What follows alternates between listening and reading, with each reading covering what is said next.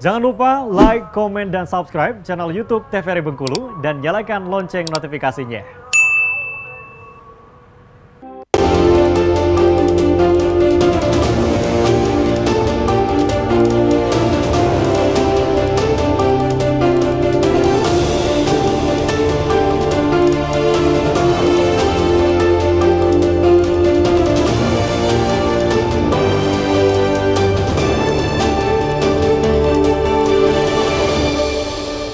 Assalamualaikum warahmatullahi wabarakatuh. Salam jumpa pemirsa TVRI Bengkulu. Senang sekali saya Agnes Samadani kembali menjumpai Anda di Berendo TVRI Bengkulu.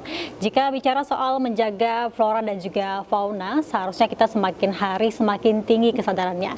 Namun masyarakat sekarang seperti sadar tidak sadar bahwa apa yang mereka lakukan itu bisa merusak lingkungan sekitar.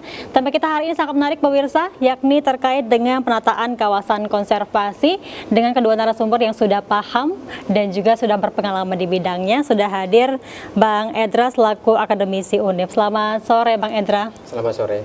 Gimana kabarnya Bang? Alhamdulillah baik. Alhamdulillah baik. Dan juga sudah hadir bersama saya di sore hari ini pemirsa ada Bang Ali Akbar selaku Ketua Kanopi Hijau Indonesia. Selamat sore Bang Ali. Sore. Gimana aktivitasnya hari ini Bang? Lumayan. Lumayan padat ya? Lumayan seru lah ya. Lumayan seru. Oke pemirsa, kami ulangi tema kita hari ini penataan kawasan konservasi. Mungkin bagi masyarakat juga ada yang masih belum paham sebenarnya pemahaman kawasan konservasi itu yang seperti apa. Mungkin Bang Edra bisa jelaskan. Oke, baik.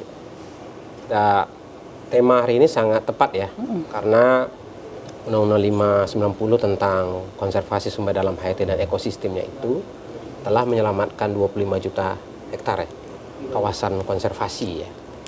Dan sampai saat sekarang pengelolaan kawasan konservasi belum menunjukkan keberhasilan yang menggembirakan ya, karena kawasan konservasi ini banyak dirambah, kemudian ada kegiatan-kegiatan ilegal ya, perburuan liar dan sebagainya. Dan kita harus memahami bahwa kawasan konservasi ini merupakan masa depan umat manusia gitu ya. Kenapa? Karena kalau semua kawasan itu bisa diekstraktif sedemikian rupa, diambil manfaat ekonominya, maka tentu kita akan tinggal cerita ya terkait dengan keanekaragaman hayati, flora dan faunanya. Oleh karena itu, ekonomi di satu sisi penting, tapi konservasi di sisi yang lain juga penting. Nah, perlu saya sampaikan bahwa kawasan konservasi ini dibedakan atas kawasan swaka alam dan kawasan pelestarian alam ya. Nah, kawasan swaka alam ini seperti cagar alam, swaka marga satwa gitu ya. Dan ini sangat ketat ya, pengaturannya sangat ketat. Nah, kemudian ada yang lebih longgar yaitu kawasan pelestarian alam seperti taman nasional, kemudian taman wisata alam ya, yang kemudian semua kawasan ini dalam pengelolaannya diatur melalui zonasi-zonasi atau blok-blok gitu ya. Dan kalau kita pakai pendekatan hukum undang-undang kehutanan, maka hutan itu ada 3 ya, hutan produksi, hutan lindung, dan hutan konservasi gitu. Nah, ketentuan hutan konservasi ini merujuk kepada Undang-Undang 590 itu, di mana fungsinya ada 3 di situ. Satu, sistem pelindungan penyangga kehidupan, kemudian pengawetan flora dan fauna, baik secara in situ dalam kawasan maupun secara ex situ ya di luar kawasan. Dan yang ketiga, pemanfaatan secara berkelanjutan. Nah, 3 fungsi ini yang kemudian diamanahkan pelaksanaannya melalui peraturan pemerintah ya nomor 28 2011 itu yang dirubah dengan PP 108 2015. Dan pada intinya bahwa aturan terkait dengan konservasi ini sudah sangat bagus ya diatur ya sedemikian rupa sampai kepada tingkatan peraturan Dirjen KSDAE yang mengatur soal kriteria zonasi. Ya, jadi tadi saya sampaikan ada zonasi dan ada blok. Kalau zonasi untuk taman nasional, kalau blok itu untuk TWA, Tahura dan sebagainya. Baik, Bang dan ketentuan-ketentuan itulah yang harus dipatuhi dalam pengelolaan. Karena memang sebenarnya kawasan konservasi ini bukan cuma sekedar tempat rekreasi ya, tapi juga perlindungan flora dan fauna di sana juga harus diperhatikan. Nah, kalau dari sisi Bang Ali Akbar sendiri seperti apa? Dari Ketua Kanopi Hijau Indonesia ya? Iya, kan strataknya itu dia tertinggi kan. Jadi kalau kita lihat misalnya wilayah-wilayah yang disebut sebagai kawasan konservasi pendekatannya Provinsi Bengkulu aja misalnya biar gampang misalnya mengimajinasikannya itu. Di sepanjang kawasan Pantai Barat misalnya.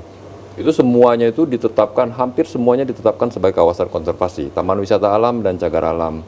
Naik ke Bukit Barisan, di bawahnya penyangga hutan lindung dan hutan produksi, naik ke atasnya itu sudah jadi kawasan konservasi gitu. Ada beberapa spot yang lain kayak Danau Dusun Besar misalnya kayak gitu. Dia memang punya kayak semacam karakteristik tersendiri gitu. Nah, orang sekarang ini kenapa misalnya tidak terlihat seperti yang Bung Edra bilang tadi, dia kenapa proses gradasinya tuh kuat sekali kan gitu kan tuh. Karena saya melihatnya itu konsepsinya tidak tuntas gitu ya. Secara konsepsi dia tuh nggak tuntas gitu. Kalau misalnya kita tanyakan kepada pengelolanya gitu, mereka itu tuh secara vulgar mengatakan ini kawasan kami nih kayak gitu. Jadi orang yang seharusnya punya kewajiban menyelamatkan barang itu gitu dalam operasionalnya itu memposisikan diri seperti pemilik. Nah, sementara kita ini kan tidak bebas nih kan. Jadi ada banyak orang yang tinggal di sekitar wilayah konservasi itu gitu. Nah, ketika orang tidak punya sense terhadap kawasan itu, situasinya kayak begini. Belum lagi kalau kita bisa melihat dari ancaman yang sekarang secara terus-menerus mengancam krisis iklim misalnya, ya kan? Laju abrasi gitu. Beberapa wilayah cagar alam atau taman wisata alam itu sekarang sudah innalillahi. Udah tamat riwayatnya kayak gitu kan tuh. Cagar alam Muku-Muku 1 misalnya kan, sudah hilang tuh, udah jadi laut tuh. Karena akibat abrasi tadi. Akibat abrasi gitu. Jadi nggak ada orang sedih kan kayak gitu kan tuh. Dan ini saya melihatnya sebenarnya ekonomi itu dia tidak bisa dipisahkan dari seluruh pondasi lingkungan ini, pondasi ekologis ini atau jejak ekologis ini dia nggak bisa dipisahkan tuh. Nah ini yang terjadi, dia berusaha untuk memisahkan itu. Itu menurut saya problem yang cukup fundamental terkait dengan bagaimana pengelolaan kawasan konservasi. Tapi sebenarnya untuk karakteristik atau mungkin kriteria ya dari penetapan kawasan konservasi itu sendiri seperti apa itu? Bang Endra mungkin boleh dijelaskan terlebih dahulu? Iya, saya ingin menyampaikan bahwa tujuan utama konservasi itu kan adalah mencegah jangan sampai ada kepunahan. Kepunahan itu bisa di tingkat spesies, bisa di tingkat ekosistem maupun di tingkat genetik. Ini yang kemudian kenapa kebijakan kawasan konservasi ini diambil oleh negara, bahwa memang ada suatu wilayah yang punya karakteristik tertentu. Mungkin karena pertimbangan flora endemiknya seperti cagar alam Danau Dusun Besar itu ada anggrek pensil di situ, ya kan? Atau misalnya TWA Pantai Panjang Pulau Bayi itu ada 3 jenis ekosistem di situ yang membangun hutan pantai, ada cemara, ada rerumputan dan ada mangrove yang harus dilindungi untuk menahan abrasi, kemudian juga akan bisa menghitung pergeseran titik pantai karena ada peningkatan volume air laut. Jadi memang kita sudah banyak ya fakta yang menunjukkan bahwa terjadi kepunahan spesies seperti misalnya harimau Jawa tuh nggak ada lagi kan, elang Jawa tuh nggak ada lagi. Berarti ini salah satu penyebabnya juga karena perambahan dari. Ya karena rusaknya kawasan ekosistemnya, kawasan habitatnya. Kita jeda dulu, Bang Etra dan juga Bang Ali, kita bahas nanti setelah jeda pariwara berikut ini. Tetap bersama kami di Berendo TVRI Bengkulu.